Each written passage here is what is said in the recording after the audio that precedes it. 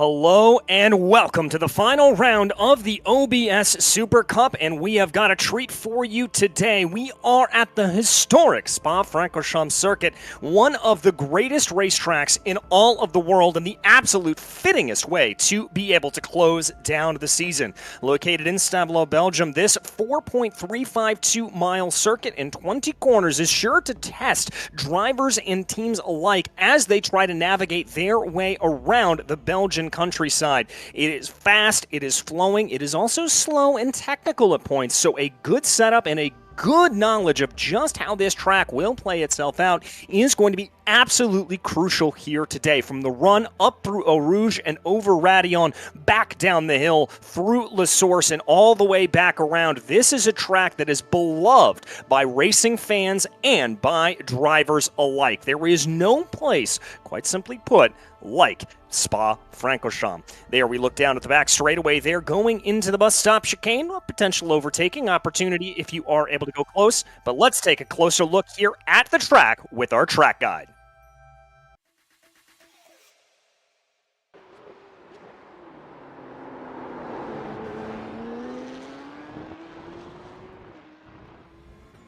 Welcome to the legendary Spa-Francorchamps for the final round of the OBS Super Cup. Heading down into turn one, La Source, down into second gear, get the car turned in, and then on power as early as you can. This is a very, very important traction zone to get that run down onto Eau Rouge and Radillon. Heading down the hill, and then a super steep climb up the hill. Get your turn in right, because it's so important in these Porsche Cup cars. They're not exactly flat. Maybe in qualifying, some of the top drivers might just make it flat. Now heading down the long Camel Straight. Don't really see it here, but it's quite uphill. And then big braking zone into Lake Combe. Third gear throughout the whole section. Get on the curbs. Make sure you're clean through it. And then this exit, super important. Make sure to turn in early enough and then use as much of the curb as you can. Now on to Bruxelles, a very difficult corner around this place. You're always going to want to understeer because the whole turn is downhill. Then coming out of Bruxelles into No Name to the left, get the curb on the right, get the curb on the left, and then get the curb on the exit as well. Very, very important exit here. Now on to Pouon, a very fast double left-hander. Turning in, you have to wait on the throttle a little bit wide here, a little bit of track limits, but then back on full power because the corner opens up on the exit. Now into Campus, or Piff Path as it was called, down into third gear. Get on the curb on the right-hand side. So important to hit these curbs here at Spa-Francorchamps. And then get on the curb on the left-hand side. Everything on the exit again. Now into Stavelot. Super important to get the car turned in. Use everything here because this is crucial. Get on the power as early as you can. Use everything on the exit because now it's a super long, flat-out run all the way to Blanchimont. It is a chance to get a little bit of rest before the final sequence of turns. Blanchimont isn't flat in the Porsche Cup car. You have to lift a little bit, get on the curb on the inside here on iRacing, and a super duper fast into the final turn. Huge braking zone down into second gear. Get the car turned in. Curb on the right, curb on the left, and then use everything on the right to get the perfect exit and short run to the line. And that's a lap of Spa-Francorchamps.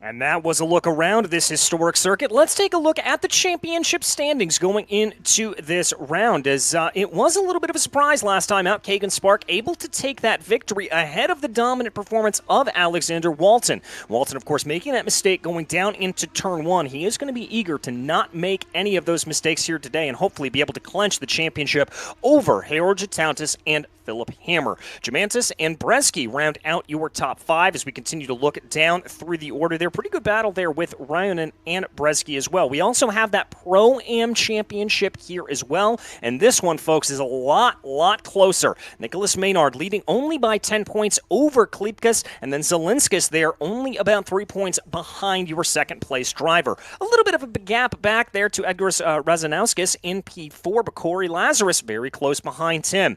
Vilius sits in P6, and a little bit of a close battle there with Kasaitis. Then Suravicius is down in P8. with Lamelli and Kleepkes rounding out your top 10. But as you can see there through the rest of that very, very close running, that's going to be a battle to watch out for here today for sure.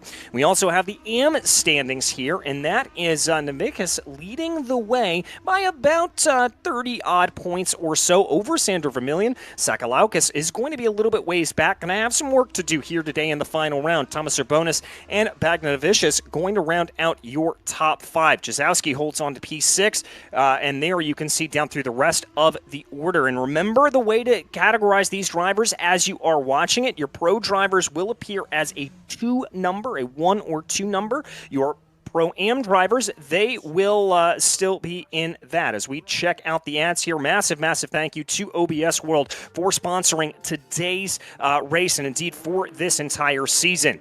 We check in on track right now with one of your pro drivers. This is the number 60 machine. This is Philip Hammer, one of those drivers that is always looks strong over the course of the running, and he's going to be trying to have a good running here today at Spa-Francorchamps to round out the season. Joey Petrig looks like he's pretty quick there as we've got the first couple of times starting to work their way onto the board. Kagan Spark going to be carrying on from where we saw Kagan go last time as the number 22 machine going to hold on to the top step of the podium here at this time of asking. Gemantis, Krasaitis, Zelinskas, and Kleepkes rounding out your top 5. Haroldus Jataudis is going to jump up into P2 as Vakaris Villius will now find their way into P4. Up and over the crest of Radion there for the number 22 as Philip Hammer is going to jump up to the top of the charts. The number 60, your new provisional pole sitter here with a time of 2:19.581. Yeah, and you're seeing that right. 2 minutes and 20 seconds there or thereabouts. That is just how quick or how long this circuit is. But because believe me, these drivers are absolutely flying around here. Good to see Nicholas Maynard there up in P2. That's one of those Pro-Am drivers that we've talked about. He's going to have a very good run as we have a split-screen view there with the 171 working their way down the Kemmel Straight. And remember, holding on to that top position going to be very, very crucial if they are able to make it. Now, I am hearing from Race Control that it will be 3-lap heats here today. That is what we will be dealing with for these drivers. Not the biggest field necessarily that we have seen. About 30-odd drivers or so going to make up the field here today, but around Spa-Francorchamps, that is more than enough to get some good action. Oh, as there's an off there for Nicholas Maynard, and he is going to find himself pointed the right way, and with only about a minute and a half left to go in this session, that is probably going to be his day done and dusted, and indeed, Maynard back down into pit lane. Looks like that number 171 Porsche not going to be able to improve there at all. Let's take a look at that replay. This is coming down into Brussels right now. Looks like just a little bit too much speed on corner entry. That rear end broke away, the rubber just not gripping up, and that's going to be enough to send that 171 out into the gravel traps. Very tricky corner, downhill braking zone as you try to master it, so I'm not altogether surprised that we saw that happen. Kagan Spark holding on to P3 right now, trying to improve as they go down through Fagnes. Kagan trying to get a little bit of good times here, although I'm not seeing a whole lot of improvement there for them. Excuse me, that wasn't Fagnes. That was at the end of the lap. That was down through the bus stop. Not going to be an improvement there for Kagan as we now watch the 208 of Paragalaukas trying to see if they are able to improve from 15th position. Big jumps there from Marius Sipis and Henrikas Kleepkes as here comes that 17th place machine. Is that going to be an improvement for Martinas? No, it is not. Philip Hammer, though, looks like they're going to stay up on the top of the charts here at the moment, but still for that 208, that is the highest placed driver in the AM category, so very crucial there for the 208 to be able to get that to go. 15 seconds left in qualifying as Spetkus is going to pull off to the side there and call that a day. Looks like here that we're having a couple of drivers just continuing to try to get a little bit more practice as the 127 of Kleepkes going to continue around here at this point to just see if they can get a little bit more, but the checkered flag flies for qualifying. The field will grid up here at this point. You may be surprised Alexander Walton did not set a time here today. I think trying to put himself in a little bit of a position to have maybe some fun out on the track going for a zero to hero style of run here today. But we are gridding up for heat race number 1. As we said, 3 laps around this historic circuit. It's going to be Philip Hammer leading the way over Marius Sipis. Then it'll be Gemantis and Barica, your top 4. Pergalauskas will be in P5, followed by Navickas, Alexander Walton, P7, and Urbanchik will be P8. 8. We wait here for about 3-4 drivers to get their way onto the grid at the moment, as it will be a standing start, as it has been through the entirety of this OBS Super Cup season. But going to be a little bit tricky. We are using the Grand Prix layout here, as you can tell, so that's immediately going to be the dive down into the source. That right-handed hairpin, a little bit tight on entry, but widens up massively on corner exit. You often see some drivers trying to take some risks around there. You also often see some drivers making some pretty big mistakes around there as well. So we will have to see exactly how everybody will be able to handle that here today. Still waiting on Hammer. Barica gets his way onto the grid here at this moment. Urbanchik and Hammer are the only 2 drivers that have yet to grid. They've got about 40 more seconds until they need to get their way onto the grid officially, and we see this race start to fire off. Again, the first heat race here going to be 3 laps around Spa-Francorchamps. These drivers going to have to be wary, because it will certainly catch you out. Philip Hammer makes his way onto the grid. Your provisional pole, not provisional, your pole sitter here in this first heat race. About 15 more seconds. A couple little revs of the engine there as these drivers get ready to go. I don't think Urbanchik is actually going to make it out here. Jacob, indeed, the clock is ticking down. 3 seconds, 2 seconds, 1. Looks like a penalty is what I'm being told for Jacob, so that is why he will not be on the grid. He'll have a pit lane start. As now the engines start to harmonize and we get ready to go as the green flag flies and we are racing here in Spa-Francorchamps. Little bit of a rough getaway there. Good move in the back from Alexander Walton to make up 2, 3, 4 positions. Looks like at the outset, Hammer going to be unchallenged going down into turn 1. Sipis going to close in behind. Walton already up 3 since the drop of the green flag. He's going to be hoping to have a little bit more as he has to hold off a little bit of an attack from Barica behind him. And here we come charging up the hill right now, down into the dip of Eau Rouge and up and over Radion. We fly for the first time. You've got to be very careful here. Cold tires with that standing start. You don't want to push too hard. But now, here comes the draft. Down the long Kemmel straightaway. It already looks like Walton is trying to make this 4 positions gained since the drop of the green flag. Going to poke his nose to the inside here on the number 71 of Germantis. Easy as you please. That is Alexander Walton up into the 3rd place position before we've even gotten through about 4 corners on this track. The number 17 just absolutely proving how dominant of a force he certainly is, and he's got plenty of time to try to move his way forward. But Philip Hammer here up in the lead of the race, expanding the gap over Marius Sipis by about 1.2 seconds as he flicks his way down through Speaker's Corner. Always tricky there. A little bit of a wide run there behind. You could see from Sipis that could set up a little bit of an attack here from Alexander Walton. And Walton thought about maybe a move down into Pujol, but decided not to go for it. Now, here as your leader starts to pull away even more. Side-by-side action between Sipis and Walton. Walton thought about going down to the inside on the exit of Pujol. Now looking for a little bit of a setup going down into Vanys. He's going to stay patient here. I like this from Alexander Walton, not trying to bite off more than he can chew too early on. I think he knows that 17 has got plenty of pace underneath it and doesn't feel the need to press the issue here too early. Looking down through Kempis and Stavilo right now as we work our way onto what essentially equates to the back straightaway around Spa-Francorchamps. Looking to see as he pokes his nose to the inside there, now tucking back behind in the draft as we are about ready to come into the fearsome Blanchimont corner for the first time. High commitment, high speed. All drivers there look like they were able to keep it together, and now here comes the attack from Walton, looking to the outside, going down into the bus stop. He's not going to be able to do it. Overshoot on the corner behind. That was Germantis that just missed the braking marker, and that's going to give up the position to Montes Barica here as they run. As there you can see in the background, that is Germantis just struggling to get that car back down into the right position, and 1 lap already in the books. We take a look at the replay here, and it just looks like Germantis missed that braking zone going down into the bus stop. Did the right thing, stayed out of the way, and now here comes the attack from Alexander Walton on his teammate of Marius Sipis. No, he keeps toying with him there, just playing with his food a little bit, not wanting to fully commit and try to get himself on by. We've got a little bit of side-by-side farther back down in the field. That is Germantis and Pargolakis trying to see what they are able to do. Too wide up through Eau Rouge. Not always the best of decisions. That maybe a little bit of a course cut there for the black machine, that 237 of Navickas, and indeed, I think he got a little bit of a slowdown penalty. Going to have to fall down as Jamantis now plays a little bit of defense on Navickas behind, trying to be able to hold that off as much as possible. Navickas takes a look down to the inside. Big move there from Urbanchik. Jacob Urbanchik, remember, who had a penalty starting in pit lane, able to take a very late maneuver down into that corner and make it play out. Good move there for the number 112. As we focus back in now on the battle for P2, Marius Cepas having a little bit of an off track on the exit there of Speaker's Corner. Didn't look like it hurt him too much, though, and Walton will continue to just stalk behind, call that gap about 2 or 3 car lengths here as they work their way down through Puhal. Trying to see here where Walton's going to want to make the attack. Has another little bit of a look there going down into Fanyes, but not going to fully commit. He's going to stay behind for the moment.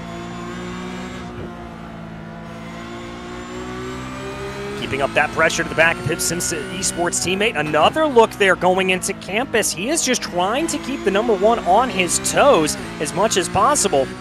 And I think here for Alexander Walton, it kind of looks like he may be a little bit succumbed to the fact that he's not going to be able to win this heat race, because Philip Hamer now is 3.3 seconds up the road. But now here comes a big move. Looking to the outside, going through the left-hander before Blanchimont.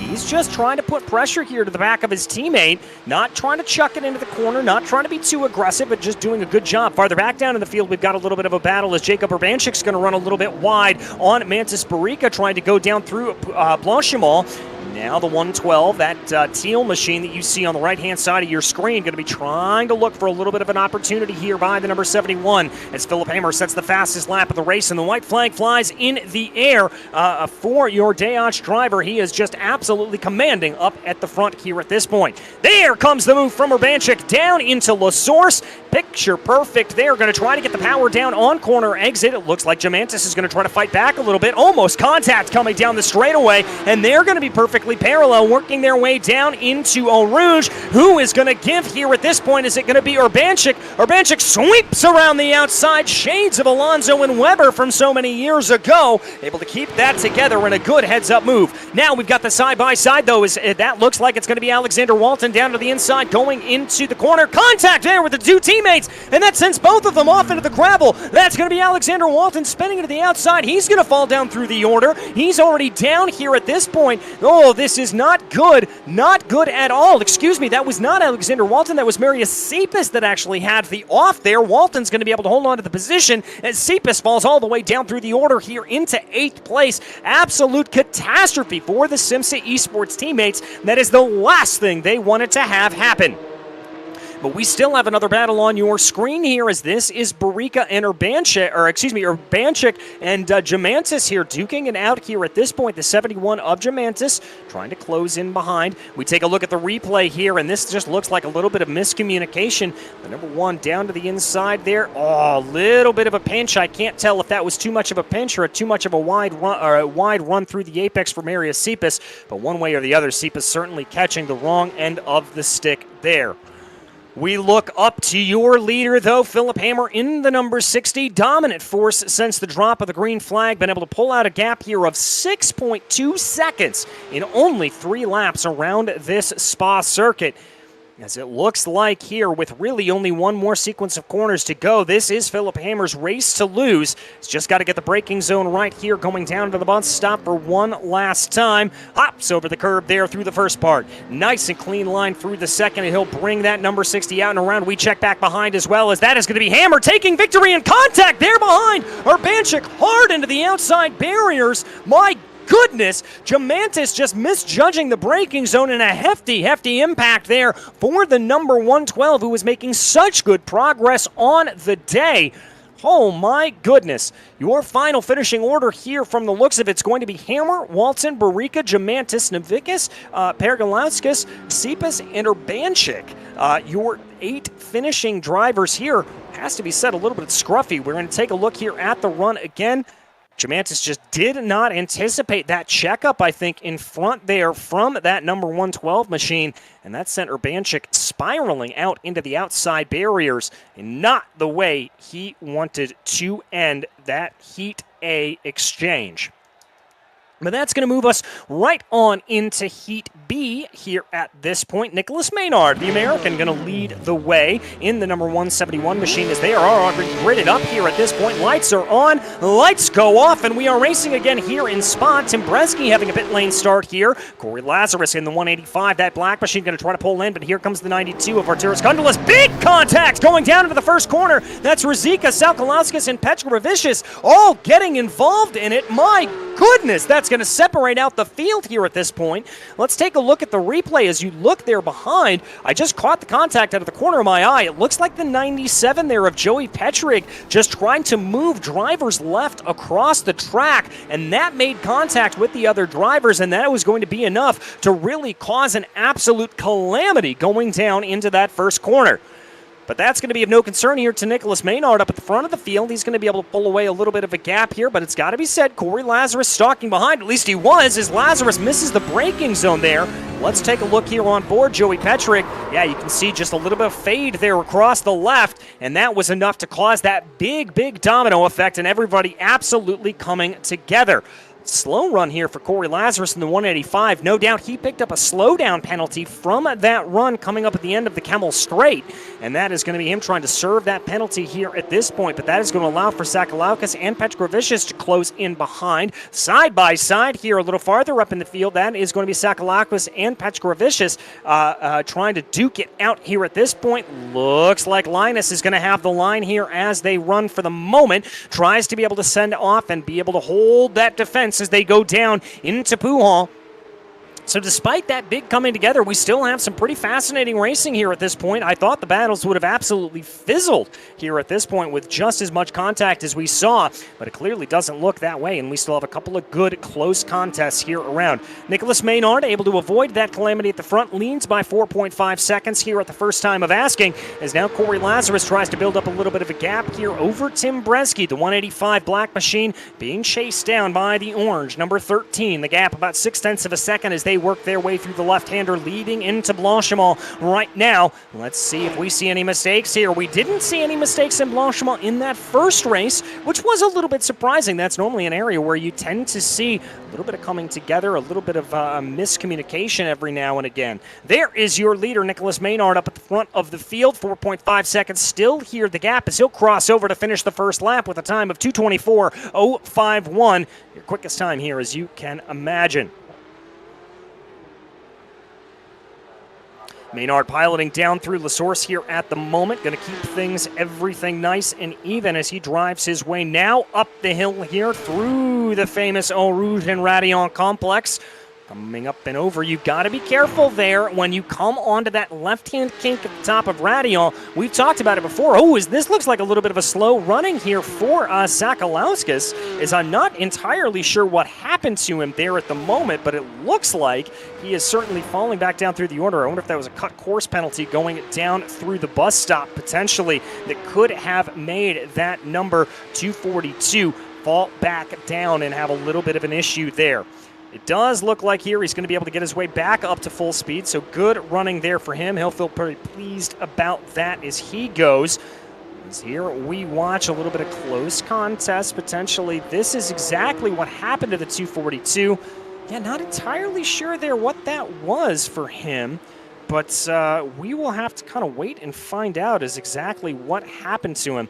Again, a little bit of a strange running there. Closest battle on track, that is going to be the battle for P2 at the moment. Corey Lazarus, Tim Bresky right now trying to duke it out and see what they are able to take out of it as they work their way down the hill at the moment. Trying to see here if there's going to be anything to have for Tim Bresky. Also trying to keep Nicholas Maynard at least as close as possible behind or up in front of them, as that gap is holding true at about 0.4 of a second or 4 seconds here at this point. So not necessarily looking like it is the biggest gap in the world, not certainly as big as we saw in that last round, but certainly close enough to make things a little bit more difficult here for Maynard. Looks like Joey Petrig has had a little bit of an off in the background. Not entirely sure there what happened to him. him, but he's been able to keep back and get going. That may have just been a little bit of an errant mistake there for him that caused him to go off the circuit just a little bit. We keep our eyes, though, here on this battle for P2. Nicholas Maynard leads the way. Corey Lazarus, Tim Bresky about ready to cross over the start-finish line to get that white flag with one more lap to go here from Spa-Francorchamps in Heat B. One more lap to go for your drivers here in this heat race. As it is Maynard that is absolutely looking the class of the field here in Heat B, but it's got to be said, Corey Lazarus did just set the fastest lap of the race at the last time of asking with a time of 2:20.43, so good run there for Lazarus. He'll be pretty pleased to see that happen, especially considering the fact that he does not want to give any ground here to his competitor of Tim Bresky. Looks like a relatively easy drive in the park here for Nicholas Maynard as he just continues on. No real issue here for that 171. He's just got to basically beat this of his own accord here. He just needs to bring that car around, bring it back home, and not run into too much problems. It's just going to be a simple matter of keeping all four tires on the black stuff here for him. And I've got to think he will be able to do it with the pace that we've seen him be able to extract from that number 171 machine here today. But let's see exactly what he's able to do. Comes down out of Speaker's Corner at the moment. Going to bring that car around. You can see a little bit of that battle starting to close up here a little bit for P2 potentially. Maybe getting a little bit interesting. Oh, there's a mistake there out of the 171. That is going to be Maynard running wide at the exit there of Puha. Just a little bit too much speed through the corner, I would have to imagine. Let's take a look at that replay. Just comes down in, tries to bring it around as we take a look now at the split screen here. Your leader up in the front and the battle starting to rage up from behind here as Bresky tries to close in to the best of his abilities on that P2 machine of Corey Lazarus. Not sure if he's going to be able to do it, though, as he's running out of time here. Coming down now out of Stavlaw. They work their way on through. Only a couple of more corners here to go for Nicholas Maynard, and he will be able to secure the top step here on this podium for Heat Race B. Again, 4 heat races here. We're going to separate out these drivers, and we'll move on into the ending stages of the race. So here they come. Down into the bus stop. Looks like Bresky not necessarily able to get that run that he would have liked to have had. Unfortunately, that is going to put him back in line. Is coming across the line, though, is your leader, Nicholas Maynard, as he will control a flag-to-flag victory here at Spa-Francorchamps. Corey Lazarus, Tim Bresky coming home to round out your podium positions. Good runs there from all of those drivers. Again, some big calamity at the start of that race. We've got to give heads up to all of those who were able to avoid it and get their way back on there and not make any mistakes as they go. And waiting here as the last drivers will cross over the start-finish line, and that's going to bring us here into Heat Race C. Kagan Spark, last time's winner, will lead the way over Klipkas. Then it's going to be Vakaris Vilius, Eduardus Klipkas, Jazowski, Bagnavicius, Svetkins, and Vinceravicius to round out your field here today. Kagan Spark, not the best qualifying, only P3, but you've got to imagine that they are going to be very, very eager to try to repeat what they were able to do last time out in Lime Rock and take that victory. There is that number 22 machine that you see on your screen. Ooh, a little bit of blinking there, though, for Kagan. That's not going to be a good sign to start things off. You never want to see that if you are a competitor or if you are behind the wheel of the cars. That can always be a little bit of a hair-raising moment. Just waiting for Vakaris Vilius here at this point to get his way onto the grid. That number 123 machine, the last car that we are waiting for to get here at this point.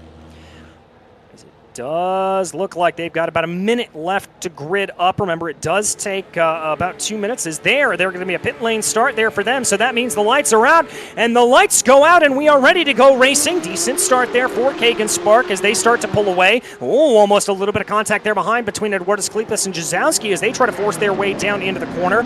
See what they are able to do. Wide run there for Kagan Spark at the exit as he tries to be able to hold that in together, and this is going to set up a little bit of a run here for Enriquez Klipkas as they start to close in behind, trying to see what they are able to do as they are single file, making their way up through Orun right now, making their way across the top of Radion as they go.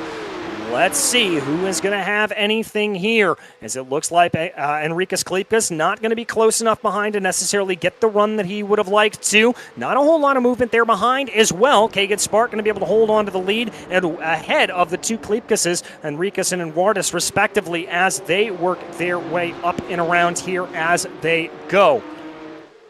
Plunging down the hill into Brussels. A little bit of a pop out there for Vincerevicius, trying to see if they can get a move there on Eduardus Klipkas. We're going to take a look on for Jazowski here. Oh, that was a big moment there for Jazowski coming up over the crest of Radion. Lucky that he was able to keep that car under control, as that had disaster written all over it in about 18 different languages, but very, very good car control to be able to keep that together. Nicholas will be due down 2 positions since the drop of the green flag, but still will have some time to fight back here as they make their way out of Puhal right now. The top 4 starting to break away. Spark, Enrikas Klipkas, Eduardus Klipkas, and then Vincerevicius holding up the back of this train here at this time of asking, starting to separate out just a little bit. We take a look on board here.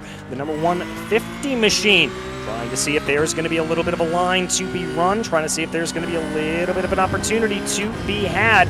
Will they be able to do this? Will they be able to get the run that they want? It is still to be determined here. Doesn't look like we're seeing a whole lot of movement here, but that 150 machine is certainly going to be trying to come around, trying to see what they are able to do. Here they go, down into the bus stop. Anybody going to poke their nose out? No, it does not look that way. A little bit of a battle farther back in the field. This is Jordy Spetkins trying to make a little bit of a move on Nicholas Jazowski.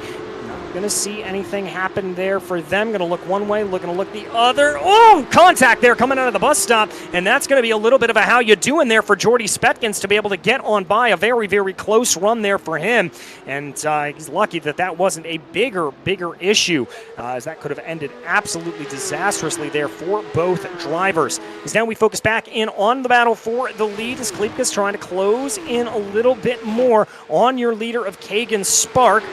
Trying to see if there's going to be a good run here to be had. The 122 going to poke out to what will be the outside, going down into the chicane. Let's see if this is going to be able to work. Got a little bit of overspeed here at this point, as the 122 there of Enrikas Klipkas going to try to get on the brakes a little bit later. The 22 of Kagan Spark going to be able to pull back ahead, and Klipkas has to give up the ghost. Great defense there from Kagan Spark to be able to hold on to that leading position.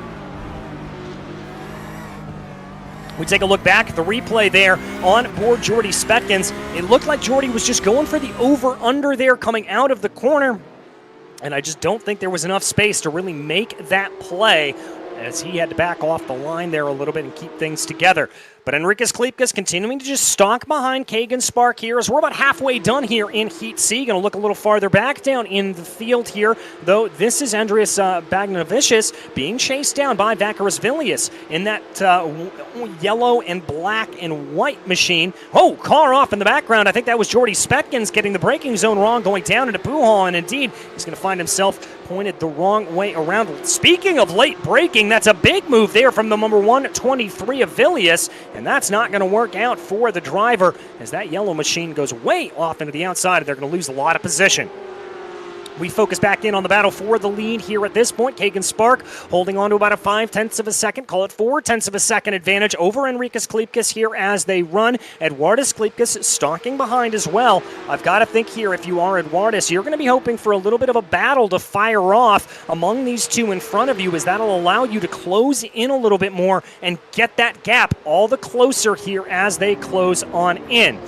Spark right now just trying to hold off, as the white flag will fly here on this lap. Big wiggle from behind from Enrikas Klipkas as he tried to get the power down. Lucky that that car didn't completely snap away on him, but he was able to keep things together and keep it pointed the right way here at the moment. We take a look farther back down in the field, as we've mentioned, as these drivers all try to sort themselves out before they get their way to take the checkered flag in just about one lap's time. Continues to be Kagan Spark leading the way. Going to bring that car up through the corners here. Going to do everything nice and easy. Not looking like there's going to be too much of a problem here for him. And very similar to what we saw on the last run, it doesn't look like Klipkas is going to be able to necessarily get the overrun here at this point. He's going to have to hold things together here and keep things around. As there we see a little bit of side-by-side action. That's Jordy Spetkins going by Bagnavicius here, going up into the chicane. So that's going to be a good run there for him. As now it does look like the 122 of Enrikas Klipkas has closed in a little bit behind, closed in a little bit more as they run. We'll have to see if he's able to get that to play here once again. Let's see. Are we going to see a little bit of an attack here going down into Puhal?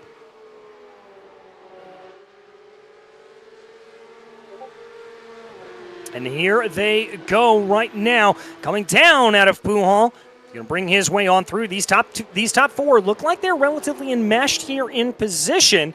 Not necessarily looking like we're going to see a whole lot of back and forth here from any of them, but we will have to see. Maybe a little bit of a mistake here from the 22 could kick off a bit of a chain reaction. We will have to see. Coming down now out of campus and down through Stavlo here at this point. That multicolored number 22 machine continuing to lead the way, continuing to look very, very strong here at this point. But here they go, and here they run down into the corner, trying to be able to what they are able to do.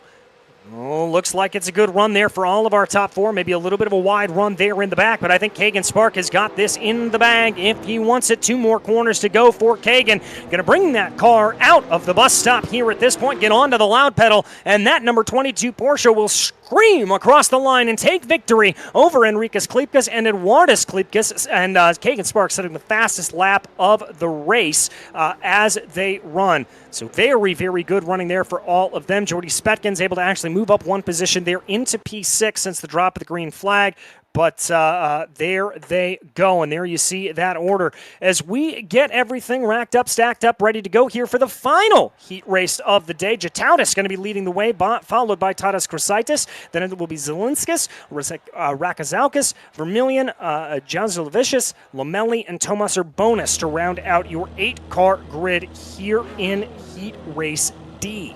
And then this, of course, will lead us on into the C and B events here today, which will set the grid for our final race at this time of asking. So 3 more laps around this circuit as they bring themselves around. Getting ready to go. We take a look there at the number 56 machine of Haroldus Jatautis, your pole sitter here for Over the Limit Racing.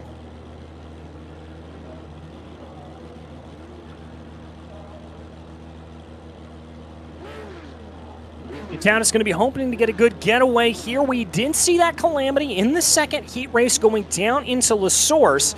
But let's see if we see maybe a little bit of that here today. We almost had it in the second heat race, or third heat race rather, but it didn't come to pass.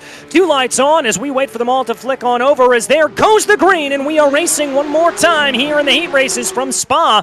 Not the best getaway there from Harold Jatautis. It looks like Krasaitis may be able to send a little bit of a move. Big move up into the inside for Zelinskis, as that's going to set up some side-by-side there for P2, and indeed they're going to exit out of the corner there. Noah's Ark with Rakazauskas and Vermilion trying to sort themselves into order. They finally go down into single file as they work their way down into a Rouge here, and up and over Radion. Everybody trying to keep it together. Big wiggles, and that's going to be a big send around there. Oh my goodness, massive, massive contact there into the outside. That is not what you want to see. That is Darius Rakazauskas having that problem, as it looks like there's a little bit of too wide action. Looks like there it's quite simple that's 113 just caught that inside rumble strip area, caught some of those bumps, and that completely unsettled the car and spun it around and forced him there into the outside barrier. So a very, very tough break there for Darius. He'll be back in the semifinals, albeit a little bit farther back down in the order. Zelinskis is going to be able to hold on to P2 there over Tadas Krasaitis here as they run, and that's going to keep everything relatively on the straight and narrow here at this point as they work their way down the hill here as they go, trying to see what will play itself out for these drivers.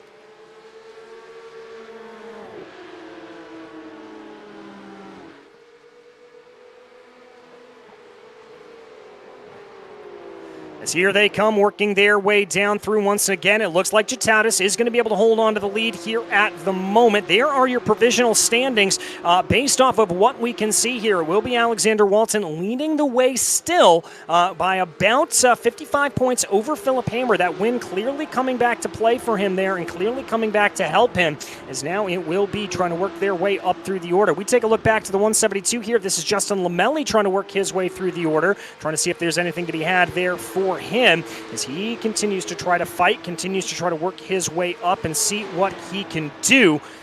Going to take a little bit of a look here. Not going to make a move going down into Pujon necessarily, as it doesn't look like he's going to try to go. Now the number 172 going to poke their nose to the outside, going down into the bus stop. Let's see if that's going to play itself out. Is that the 213 is going to put up a very, very stout defense and be able to keep everything at bay there for him. But that's going to set up a little bit of side-by-side running going down into the corner here as they run. Who is going to be able to come out on top as they continue to fight their way around, coming down into La Source here at the moment, and it looks like the AM driver is going to be able to hold it off, but he throws it off to the side there. That is not what he wanted to have happen, getting the braking zone wrong into La Source, and that is him out into the outside. My goodness, plenty of action, plenty of drama here in this first lap or so in Heat Race D. Up at the front of the field, Heraldus Jataudis continues to lead the way, doing a very, very good job moving off to the left-hand side.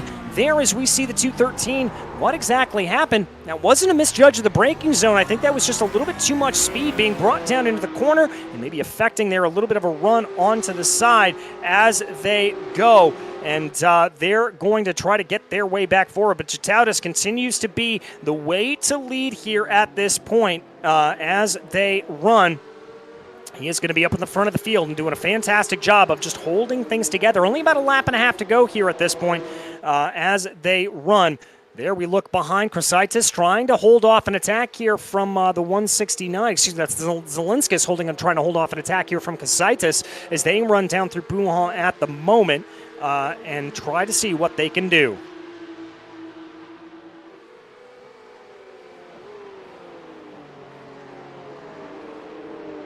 Yeah, that 169 machine looking a little bit threatening here on Zelinskis, trying to put up as much pressure as possible, trying to see if he can just get as much as he can behind him and put as much pressure behind. But he's got to watch out. That's Sander Vermillion there, the AM driver in the 291, who's not too far behind as well. He certainly could have a little bit of a run if these drivers start to fight it out a little bit in front of him. But again, still about a lap here to go in Heat D, so plenty of time to be able to sort that out, and we'll see exactly what happens. 169 not looking quite close enough to take a little bit of a poke down into Blanchimont, but let's see if he maybe has a little bit of a run here going down through the rest of the corners. Going down into the bus stop here, maybe a little bit of a fade to the outside there for the 169, but decided not to go for it. Now going to bring their way back onto the start-finish straightaway, and here they go, putting the power down.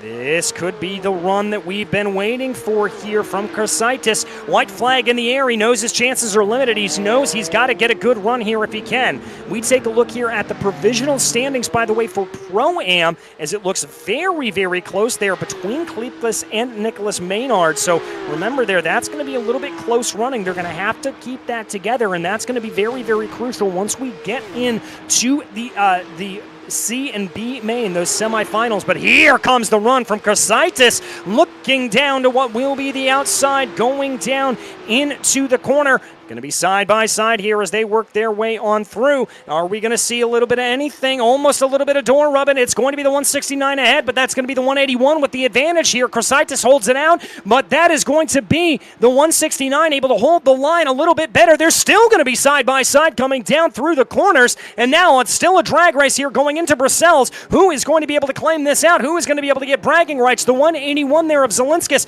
has the preferred line as they dive down into the corner, and it looks like that's going to be able to keep it true for the moment. Good running there for both drivers to avoid any sort of contact. That could have ended very, very sketchily, and there was a lot of credit to give to those drivers for keeping everything on the straight and narrow. Very, very good running for them indeed. Now, just as I said, though, looks like there could be a little bit of an attack coming from behind here. That's going to be Sander Vermillion looking to see if he's got a little bit of a run to be able to have here as they go. Vermillion trying to keep that pressure up on behind on the back there of Tadas Grasitis. This, again, the battle for P2 here in Heat Race D of the OBS Super Cup. Let's see if he can get anything here to play. Going to have a little bit of a wiggle there as they walk out of the corner now, working their way down and through. Wide runs there on the exit of Stavilo as they try to keep everything together, trying to see what they can get to play here. It's all going to be about the draft, though, as they come down into the corner. We take a split-screen view there of Haraldus Jataudis up at the front of the field, who has dominated this race so far with a gap of 4.3 seconds. Jataudis coming down into the bus stop right now. Going to bring that car out and around through. Going to bring it down through the bus stop. Get onto the power is there. There was a lockup there and an attack from Grasitis. He's barely going to be able to hold on to P3. Jataudis does win the race. That's going to be Zielinskis coming across P2. Grasitis, it will hold on to P3, but just barely over Sander Vermillion. A very, very closely contested run there to the end of the race. Exactly the kind of thing that you love to see here. Let's take another look at this from Tadas Grasitis as he came down into the corner, just tried to send it around the outside, didn't quite have the grip, didn't quite have the braking opportunity, and that was going to be enough to keep him in P3. As we now move on over into the first semifinal of the day, and this will be Philip Hamer leading the way over Kagan Spark here at this point. Alexander Walton and Henrikas Klipkas will hold on to the top four. Then it's Barica, Eduardus Klipkas, Jamantis, Vince Ravicius, Navikas, Vilius, Pargalauskas, Spetkins, Sipis, Jazowski, Urbanchik, and Bagnadovicius to round out your 16-car grid. Another three-lap affair here today to decide what the gridding order will be for your feature race, which will be coming up in just a few moments' time.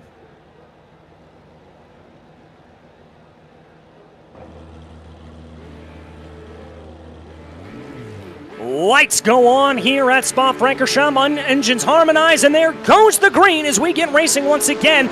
Good getaway there for Philip Hamer. Kagan Spark going to be in a little bit of a battle with Alexander Walton. It's the number 17. Already tries to steal a move going down into the corner, but that's going to be Spark sending it deep around the outside on your leader. A little bit of brake smoke there behind, but I don't think there was any too much of massive contact there as the leaders fan out. And here we've got a two-way battle between Kagan Spark and Philip Hamer coming down into Eau Rouge. Who's going to back out of it? It's going to be Philip Hamer, your pole sitter here in the race, that backs out, giving that position over. Looks like the rest of the field tries to sort them out into regular single-file order. One car heavy off into the barriers. I think that was Jazowski that we saw spearing off into the outside. A hefty impact there for the 215. As drivers fan their way out down the Kemmel straightaway, here they go, trying to see a little bit of side-by-side action farther in the back. That's Jamantis and Klipkas, maybe getting their elbows out a little bit. Big wiggle there for the 127 of Eduardus Klipkas as they come down through the corners right now.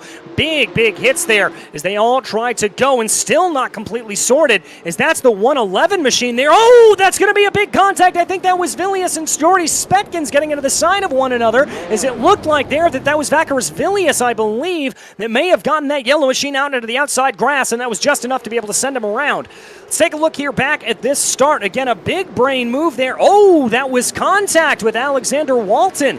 That is what we saw. I think that was Klipkas that sent an absolute dive bomb on him there, and that certainly sent him back down through the order. And indeed, your announcer here didn't see that, but Walton all the way back down in P8 at the moment, so he's got some work left to do here as they run.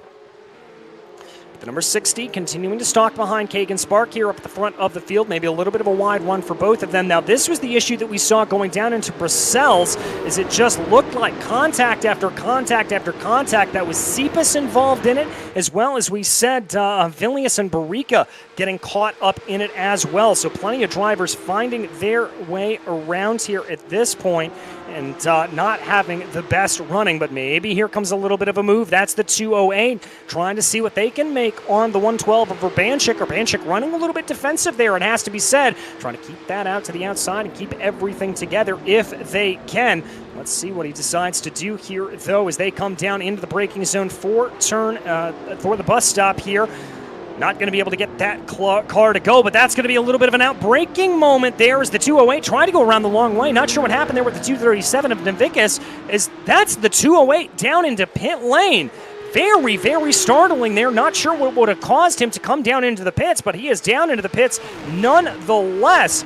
Oh my goodness. Not what he wanted to have happen there, and that is going to be a certainly unfortunate incident. But we check back in on the lead of the field as Keegan Spark leads over Philip Hammer. But it has to be said here at this point, Philip Hammer certainly looking pretty strong as he's going to now pull out to the outside here, trying to see if he can get a little bit of a run to play. Will this be able to go? Hammer tries to get that to work around the outside. Doesn't look like it will.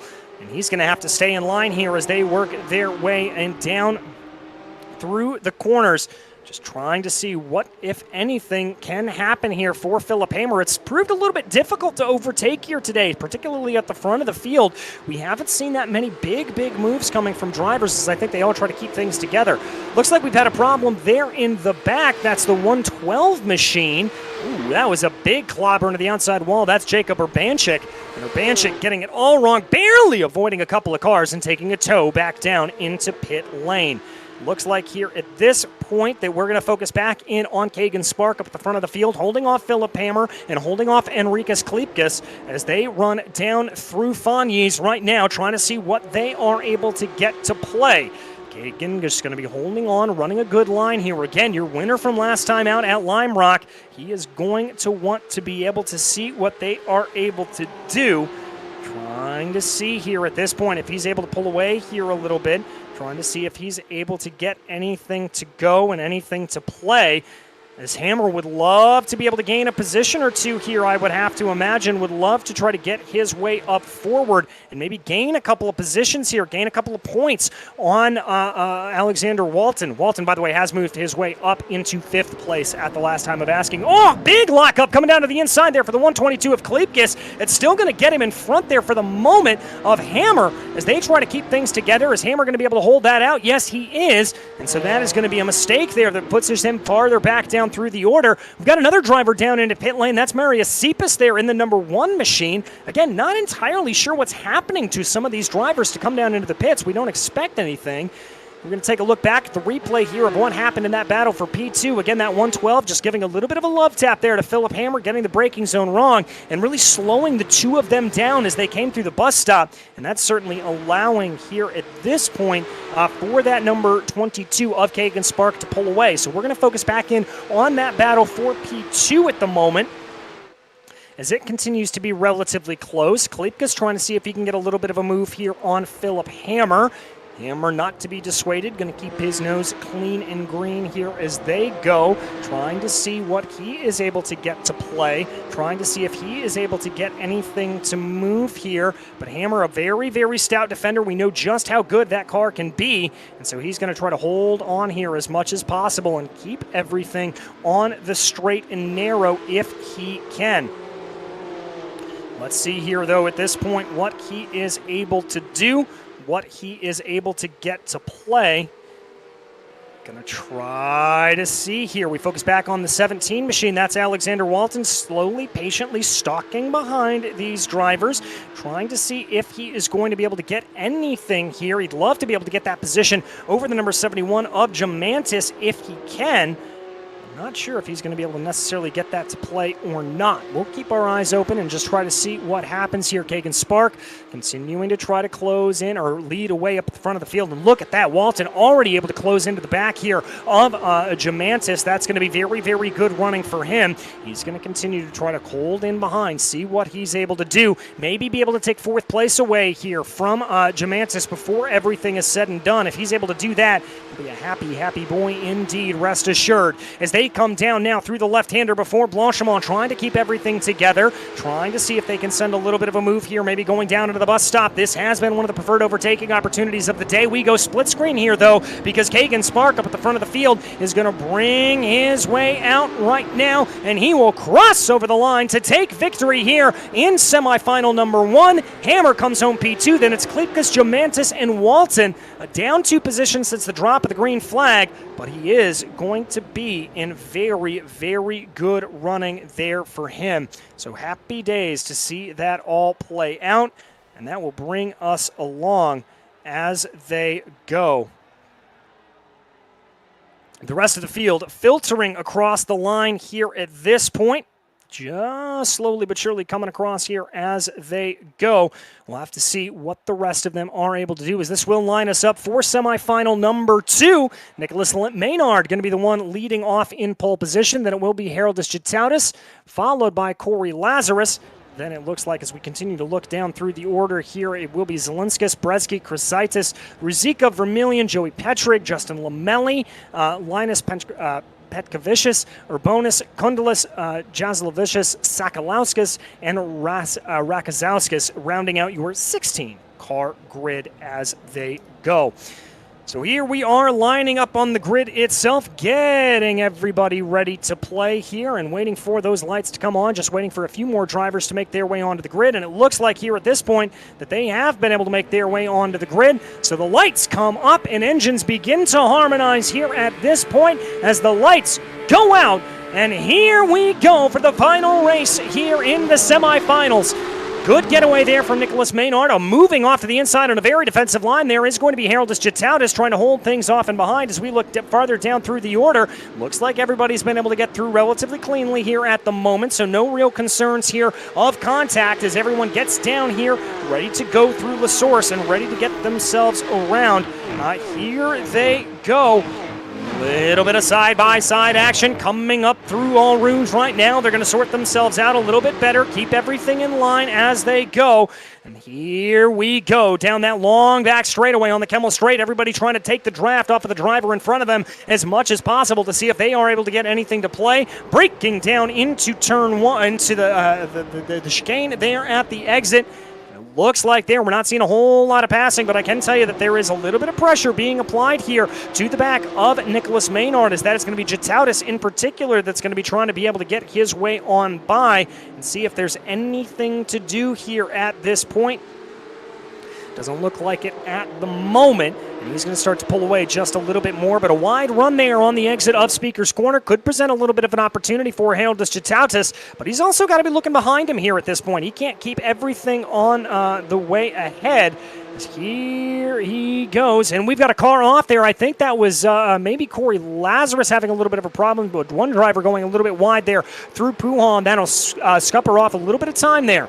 We focus in on the number 63 machine. This is Christian Ruzicka trying to be able to gain a position right now on Tadas Krasaitis up ahead of him to try to see if he can gain in here. That would be for P4 at the moment. The 63 going to try to take a little bit of a look down to the inside there of campus. That's not going to play out, and he'll have to stay in line through Stavlo. And indeed, looks like he may have picked up a little bit of the aero wash there coming through the corner as he falls back just a couple of car lengths down in the running. So he's got to be a little bit careful here. Doesn't want to lose too much time, as that's the number 13 of Tim Bresky now trying to make a little bit of a move, trying to make a little bit of a play. If he can, contact there between the 63 and Bresky coming down through Blanchimont, and that throws them around here at this point. My goodness, and that is not what you want to see. We had said that Blanchimont could be a little bit of a danger zone. Well, indeed it is. That's the 92 there of Kundalis trying to take a very, very aggressive move going down into the bus stop chicane. Didn't look like it played out there at that point, so he's going to have to keep himself in line as he goes and wait to see exactly what will happen here. We'll take a look back up at the front of the field as we look back on the replay there. When you see that contact, Christian Ruzicka, just the unfortunate victim there as he came down into Blanchimont. That was just enough to be able to send him around and get things off. Looks like a couple of drivers falling back down through the order just a little bit there as they run. Up at the front of the field, it continues to be Maynard, Gitautas, and Corey Lazarus, now starting to build a little bit of a gap between themselves and Tadas Krasaitis here as they go. So we'll have to see what they are able to do here, waiting to see what they can have. We got a little bit of good battling here going farther back down in the field. This is going to be around P9. Arturas Kundalis thought about a little bit of a run there on Xander Vermillion, but decided against it as they went down into the chicane. We also take a look here at the 169 battling it out. That's Tadas Krasaitis with Joey Petrig trying to hold things out. As now here comes the look on the right-hand side of your stream from Kundalis going down into Brussels. Going to be a little bit of contact there, and the 291 of Xander Vermillion not going to take lightly to kind of being shoved out of the way there, it has to be said. Probably not going to be too pretty pleased about that, I would have to imagine. 169, though, of Tazis Chrysaitis, continuing to hold the line here, continuing to hold ahead at the moment over the 97 of Joey Petrig. Petrig putting up some good attacks here, but just waiting to see if that perfect opportunity will present itself. We're going to take a look back here, a little bit farther back down in what was running. This is Penkravicious, and you see all this bobbing and weaving going on, going down that long Camel straightaway, and then this is the contact that we saw going down through there. Focusing our attention back here to Chrysaitis and Joey Petrig. Petrig looking very, very menacing here, going down into the left-hander. He's going to poke his nose to the outside as they go down through that left-handed corner. Going to try to hang it out around Blanchimont here at this point. That's not going to work itself out. And Petrig's got to force himself back into line here as they go and hold everything together as they run. Looks like here Chrysaitis running a very, very good defensive race, being able to very, very well gape everything together. Up at the front of the field, Maynard just set the fastest lap of the race, continuing to hold off Jatautis and Corey Lazarus as they run. But this battle here for P4 continues to be one of our closest on the track at the moment. But they've only got one lap to sort it out because that is right.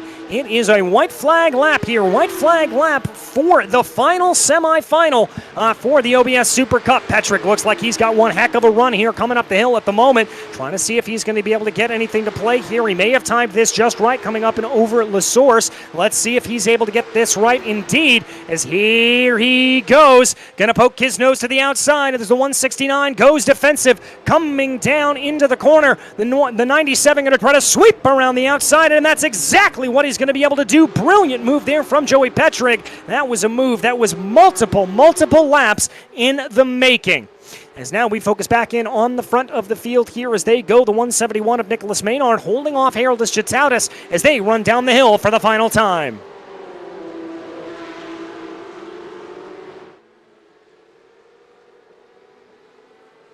Looks like here that he's got just enough breathing room, Maynard that is, but can't afford to make a mistake, and we've seen how easy it is to make a mistake around this circuit. Remember, we've seen quite a few drivers dipping a toe off into the grass, dipping a toe off into the barriers, and not getting things right. That's the last thing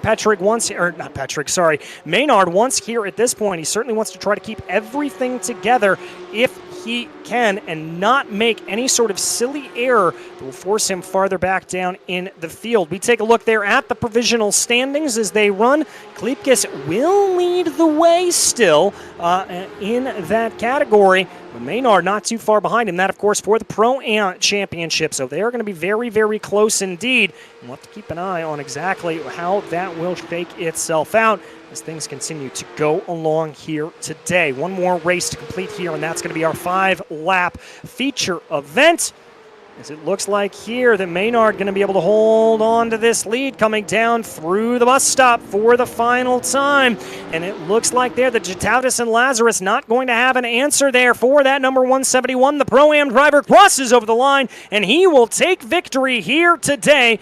Fantastic run. It certainly has to be said for Nicholas Maynard. You have got to definitely feel good for him as he absolutely ran the wheels off of that car and did a good job to keep his way up and forward. More drivers crossing over the line here at this point, as they will all come across here as they run to round out semifinal B here as they go. So good running there for everyone involved. Going to feel very, very pleased, I have to think, with the running here for everyone. As everything does come to a conclusion here, and that is going to lead us into the main event, ladies and gentlemen. That is right. We are ready to step things up and head on into the feature event here today as we just wait for Thomas Urbonis to cross over the line.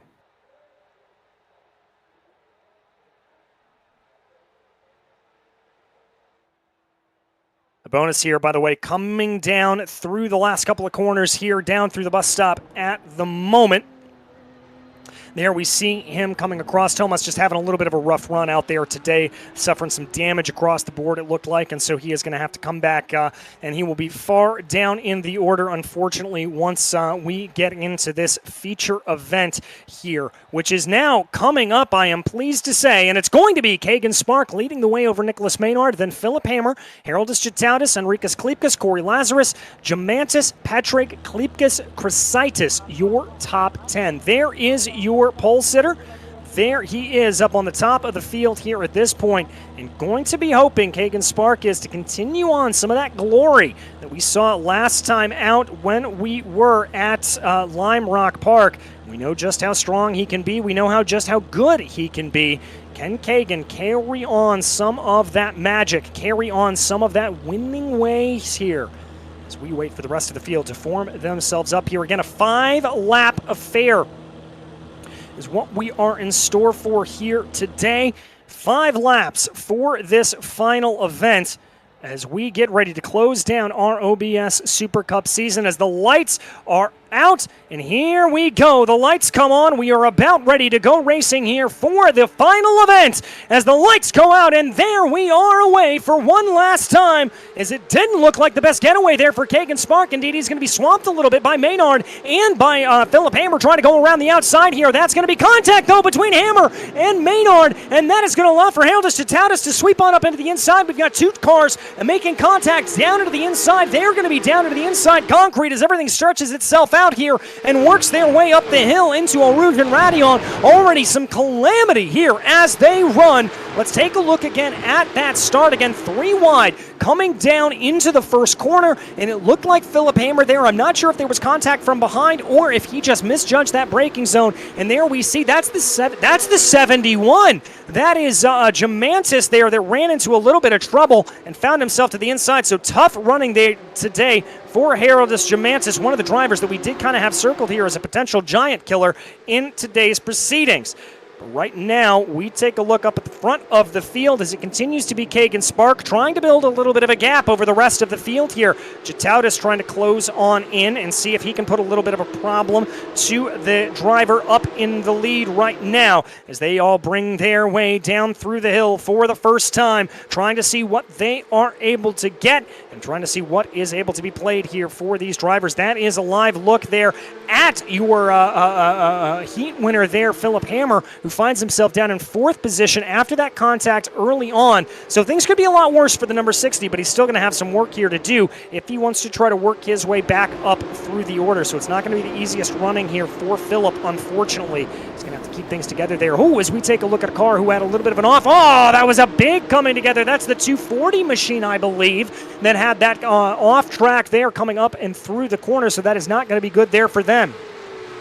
Believe that was Xander Vermillion, and they've taken a tow back down into pit lane. But we focus back in on Philip Hammer at the moment, trying to make a move here on Enrikas Klipkas. But he's got to watch out from behind. The 97 of Joey Petrick going to be closing down very, very quickly. We saw Petrick make a little bit of a move down into the bus stop on the last lap of the semifinal. Can he pull it off here today? Hammer going to defend down to the inside line. Petrick forced to go the long way around. Going to look this way, but it's not going to play itself out. And now he's going to be on the preferred line, though, as they come through the second part of the bus stop. Here they come. Contact there behind. That's a car off in the background. I think that was Nicholas Maynard that may have been put off. He's down into pit lane here at this point, and that is Zelinskis, I think, as more chaos erupts from behind. And there we see a little bit of a fight back as Philip Hammer tries to take that move away from Joey Petrick.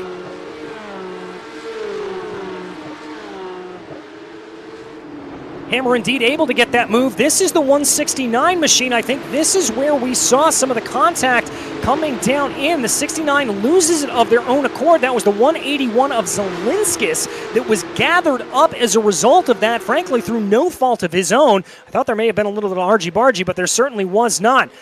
A little bit of a defensive line there up at the front of the field there for Kagan Spark as he holds off an astute attack there from Haroldus Jatautis, trying to keep everything together. They work their way now down into Bruxelles. We take a look farther back down in the field here, as that is the very, very wounded Alexander Walton. He's trying to fight his way back forward, and this is the last thing he needs here in the championship. Remember, he was your championship leader here coming in. I'm not sure what this is going to do exactly to his championship standings, but we'll let you know on that in short order. As we focus back in on the front there, Haroldus Jatautis in that number 56 machine, continuing to stalk behind Kagan Spark, trying to find a little bit of an opportunity to get on by if he can, although nothing has presented itself here at the moment. So we'll have to see what he's able to do with it and if he's able to get any sort of run here at this point. Let's wait and see, though. We've got plenty of time left to go in this race. Again, this is a 5-lap event here as opposed to the 3 we've been running through the heats and the semifinals. The 56 now stalking behind, trying to get a little bit of a gap here built up as we look farther back down in the field. This is the battle that we were following earlier. This is Joey Petrig trying to get his way up forward, maybe trying to get a little bit of a run here on Philip Hammer, if that's at all possible. Hammer, a very wily defender. He's got his eyes set on Enrikas Klipkas up ahead of him to try to see if he's able to get a little bit of a run. We focus farther back in the field. This is the number 127 machine. This is Tadas Krasaitis with Petskrovicius trying to get a little bit of a run there in that blue and black number 161. Petskrovicius going to look around the outside, maybe looking for a little bit of a crossover down to the bus stop. Thinks about poking his nose to the inside, and that's not going to play itself out. But Arturas Kundalis there in that number 140. Excuse me, that's Petskrovicius there. That's Krasaitis that was trying to take that look on Klipkas. My bad for the confusion there. That is Petskrovicius in that kind of split livery there, that black and white. They try to take a look down into the inside, going down into the bus stop chicane.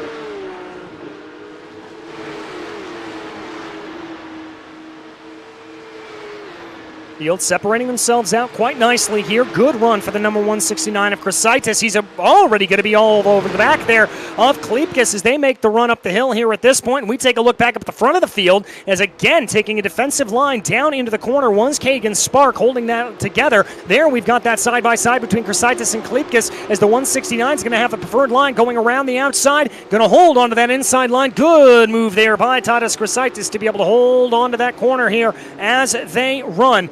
Now they come down the hill once again. Kagan Spark here, it has to be said, watching his run, it really does look like Kagan's got a very strong car through the middle and final sector of this track, but just suffers a little bit at top speed. So I'm not entirely sure what that could mean necessarily, but certainly a little bit of a run there for him. We will have to see what exactly he is able to get done. We take a look farther back down in the field. Those are your provisional standings. Walton walking away with no points on the day, but Hammer not quite close enough to be able to close that gap down. He certainly will make it a little bit closer in the standings. Jatautis is going to hold on to P3, and then Bresky and Jomantis to round out your standings here today. So that looks like it's going to be what it is there for them. Everybody working their way around. Continues to be pressure there from Jatautis coming from behind at the moment to see if he's able to get anything to play. Jatautis really starting to ramp up the pressure here, really starting to try to get everything together, and he is trying to make a move here, I would have to imagine, in just a few minutes' time to try to get something over Kagan Spark here because the time is running out. We have only got 2 laps to go here around Spa-Francorchamps, and I can guarantee you that we definitely want to see him run well here today. Here comes Philip Hammer trying to make a move back on Joey Petrig. That's going to be going down into that first corner. Let's see if he's able to get anything to go side by side as they come out of the corner here at the moment. And it looks like that's going to continue on as they plunge down the hill towards Eau Rouge. Let's see what they're able to do here. And it looks like Hammer's got the line. Hammer's going to hold that out for the moment. Things together here, but Petrig could get a little bit of a run. Did Hammer potentially make that move a little bit too early? And could Petrig get that fight back here today? Those are your provisional standings, by the way. They're in that Pro-Am category, as Klipkas will be provisionally walking away with it. Now it's going to be the number 13 there. That is going to be Tim Bretsky trying to close in a little bit more. Let's see if he's able to get anything to play here at the moment. Doesn't look like he is, but now he's certainly going to go for it as he tries to make a big move around the outside there of Philip Hammer. That's not going to play itself out. He's going to have to fall back into line here as they go. We take a look there. No, he's got the move done. Excuse me, so much going on here to keep an eye on for all of these drivers. A little bit of a battle there. The 169 and the 127 that we talked about for them a little bit earlier. They're going to be side by side coming down through Bruxelles as Krasaitis will now have the preferred line going down into Speaker's Corner. Tries to keep everything together here at this point. They're still going to be side by side. They better sort themselves out here a little bit before they get down into Puhal. This may not end exactly well, but it looks like the 169 is going to be able to hold that out, as now Petrick is going to try to get a little bit of a run here as well, as it looks like Joey's been able to move up into third place position here as they fly and as they go. So good running there for Joey Petrick, being able to get his way onto the top step, or onto the podium itself. We check back in on the 169 here at this point, trying to see what they are able to get to go. Looks like here that they're going to be able to hold on to that position for the moment, as they continue to work their way around, heading towards the white flag lap here at this point, meaning one lap to go here around Spa-Francorchamps. A little bit of a battle there. That's the number 97 trying to hold off an attack. That's Joey Petrick trying to stave off anything from Enrikas Klipkas. Is there, you can see on your screens right now, that is your leader, the number 22 of Kagan Spark, who has been able to pull out an advantage here of about 1 second on the rest of the field, and that is going to be him in very, very good stead. But we check back in on this battle farther in the field here. The 122, Enrikas Klipkas, trying to see if he's going to be able to get anything to play here at the moment. Does it look like he is, as they plunge down towards Eau Rouge for the final time here today. Let's see what they are able to do. Let's see what they are able to get happening here. Could be a very, very interesting run. Could be a very, very good run here for them as we focus back in on the battle right now. This looks like it could be a little bit of something. Tim Bresky trying to make a move on Enrikas Klipkas, going down into the chicane right now. Klipkas has the preferred line, but that is going to be the 13 of Bresky, sweeping around the outside and making it play. Now it looks like it's going to be Philip Hammer trying to take a little bit of an aggressive move there, going down into the right-hander, but that didn't play itself out either. And now they stay in single file order as they work their way through Brussels.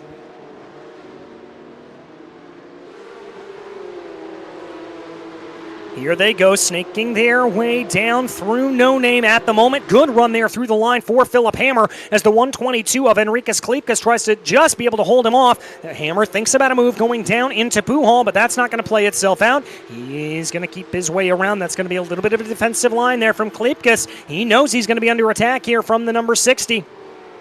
But I'm not sure if that 60 is going to be able to get this done until the run down into the bus stop. But rest assured, that'll be a very exciting development if it does happen. Again, we are on the final lap here of the OBS Super Cup. Indeed, the final lap of the entire championship here as they go. We watch Philip Hammer trying to be able to get a move on by, as Kagan Spark has seen his lead diminish there from about a full second to call 1.2 seconds down to about 0.5, as the number 22 tries to be able to hold on here. But Jatautis isn't going to have it all his own way. He's got pressure from behind from Joey Petrick as well, as he could try to make a move here going down into the final corner. Petrick running the car very, very wide. Here they go. Petrick dives to the outside here. We also have a little bit of a battle farther and back. Petrick not going to be able to make the corner work. He tries to go around the outside on Jatautis. That's not going to play, and that's of no concern to Kagan Spark, though, who for the second time in as many rounds takes victory here in the OBS Super Cup. A great run there for him. Haroldus Jatautis holds on to P2. Joey Petrick, P3, to round out your podium finishes.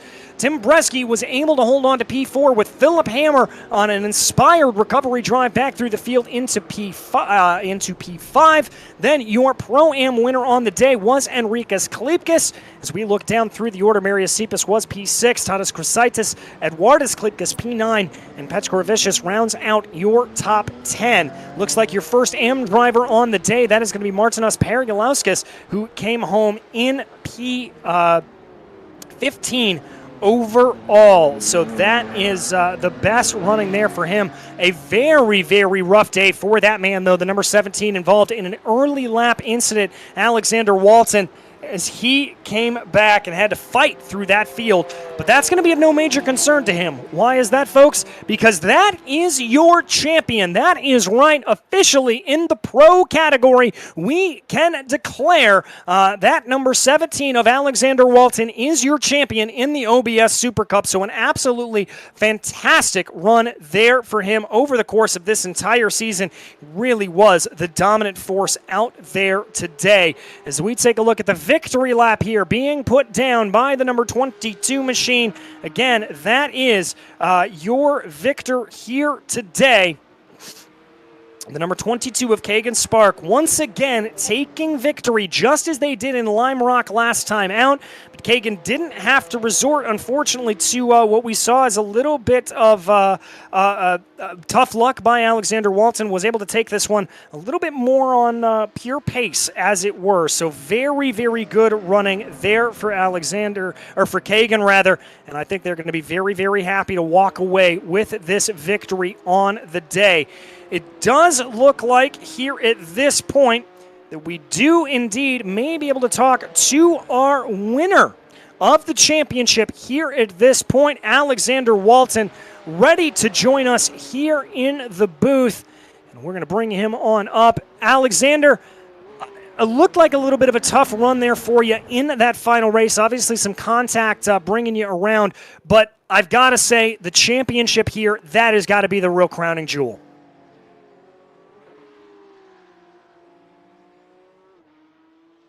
Alexander, I think you're muted. You're muted, buddy.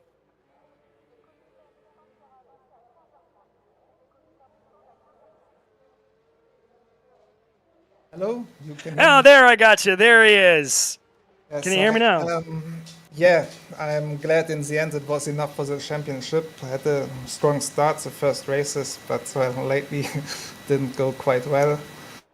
Yeah, glad it was enough. I mean, it certainly was enough, and able to do that. I mean, how did you kind of keep yourself focused and motivated, as it were? You had such an absolutely commanding lead at the beginning of the season, and it just looked like every single race you were able to really take it up a little bit of a notch. How do you keep yourself going like that? Well, I take every race as a new race. I didn't really look too much on the championship standings, try to win, and stay focused.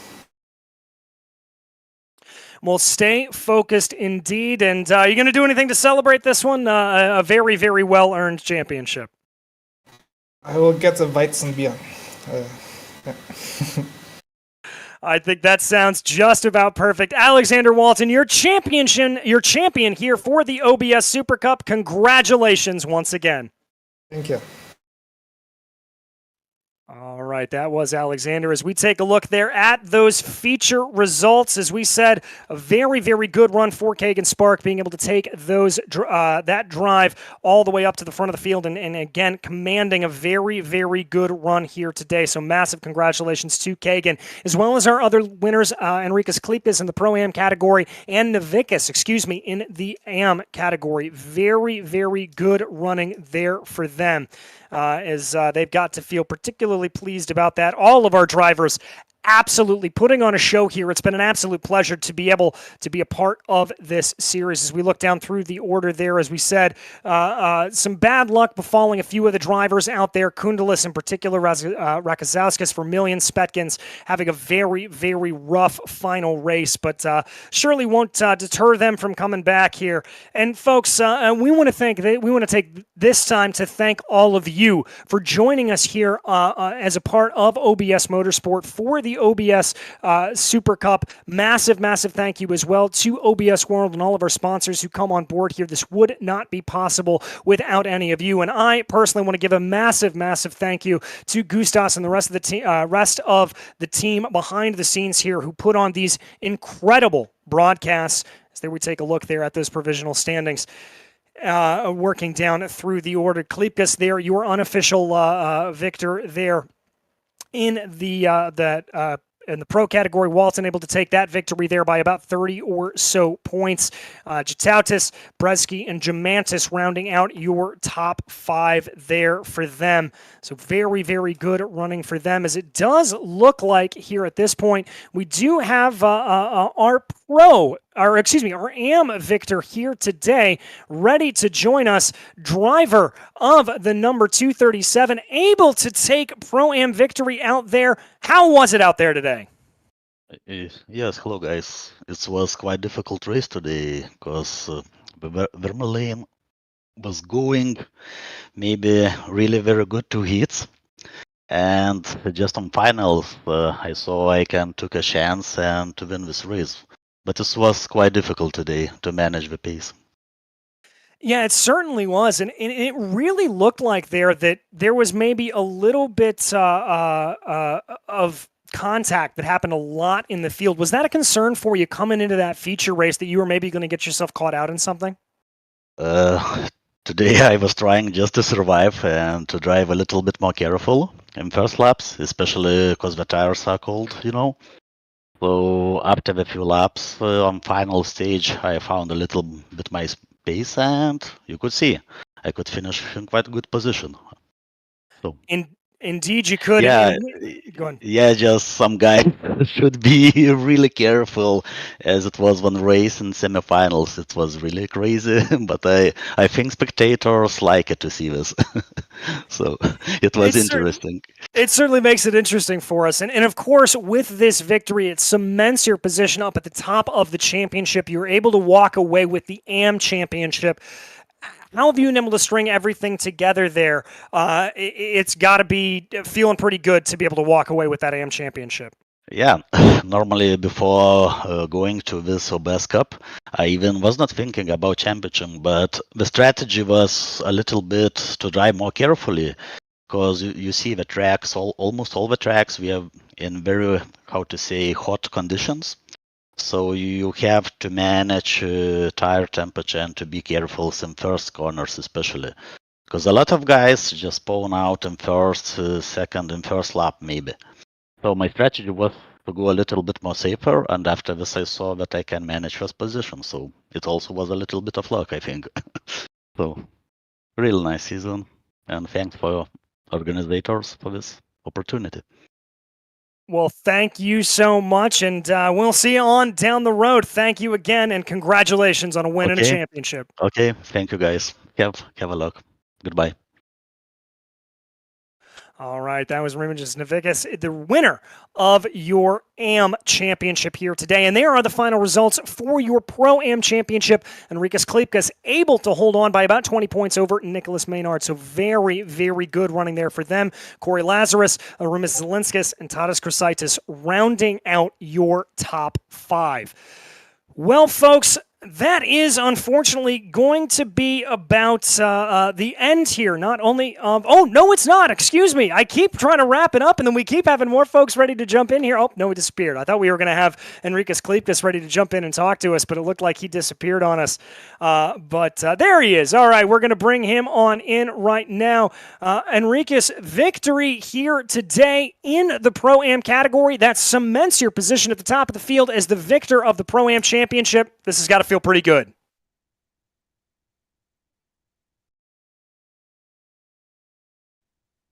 Yeah, so I think Maynard should have won this. I got a little bit lucky. But it is what it is. Sorry for him. And I think I hope we'll get some more clean races next time. But I think it was fun for everyone. It's certainly, well, I can tell you, it was certainly fun to call up here in the booth. And, you know, you say you got a little bit lucky, but you were able to put everything together at just the right time. Did you have a favorite moment from this season, that one that really stands out to you?